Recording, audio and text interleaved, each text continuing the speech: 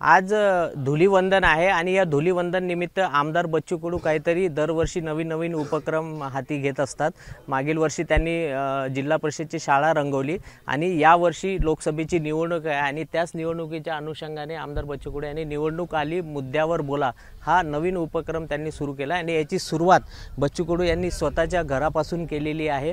शेतकरी, शेतमजूर, दिव्यांग यांचे जे ज्वलंत प्रश्न आहे ते त्यांनी आपल्या भिंतीवर लिहिलेले आहे। यावर बोलण्यासाठी आपल्यासोबत आमदार बच्चू कडू आहे। हो, काय सांगाल, काय उपक्रम आहे आणि सुरुवात तुम्ही तुमच्या घरापासून केली? खरं तर माझ्यासाठी, कोणत्याही नेत्यासाठी प्रत्येक नेत्यानं आपापल्या घराच्या भिंतीवर हे लिहिलं पाहिजे आणि ज्याचे मतं आम्ही घेतो त्याला आम्ही वाटेवर टाकू नये, वाऱ्यावर टाकू नये।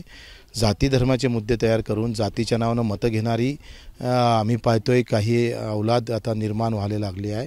धर्माचे, जातीचे झेंडे तयार करून आणि मूळ मुद्द्यापासून आम्हाला दूर ठेवत आहे आणि म्हणून आम्ही म्हणतोय निवडणूक आली मुद्द्यावर बोला। मग मुद्दे काय आहे तर स्वामीनाथन आयोग गेल्या 25-30 वर्षापासून काँग्रेसनं स्वीकारला नाही, भाजपनं हात लावला नाही आणि 50% नफा धरून जो भाव काढायला पाहिजे तो काढला गेला नाही। नाही काढत तर मग आमचं असं आहे, पेरणी ते कापणीपर्यंत सगळे कामं MRGSमधून करा, म्हणजे जेणेकरून मजुरीचा खर्च कमी होईल आणि उत्पादनात वाढ होईल।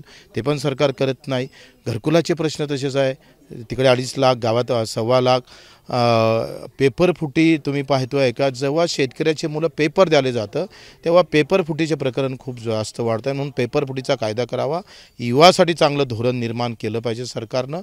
आणि दिव्यांगांना जे आपण पाहतो आहे का दिव्यांगांचा 3,000 रुपये महिना करावा आणि केंद्राच्या राज्याच्या बजेटमध्ये 5% निधी हा दिव्यांगासाठी राखीव ठेवण्यात यावा। शेतमजूर आणि प्रकल्पग्रस्तांचं स्वतंत्र वित्त महामंडळ तयार करावं। हे मुद्दे घेऊन आता आम्ही जनतेसमोर आणि नेत्यांसमोर जाऊ। अमरावतीचा काय महत्त्वाचा मुद्दा वाटतो? आपण जर पाहिलं तर अमरावतीमध्ये फिनले मिलसारखा 1,000 लोकांना रोजगार देणारा आम्ही प्रचंड प्रयत्न केला, लक्षवेधी केली, पण केंद्र मात्र त्याच्यावर निर्णय घेत नसल्यामुळं हा उद्योग आता बंद पडलेला आहे। शकुंतला एक्सप्रेस करतो म्हणून होत नाही। इथल्या खासदारानं त्याच्यावर काही मीटिंगा म्हणा किंवा केंद्राला भाग पडू शकले नाही।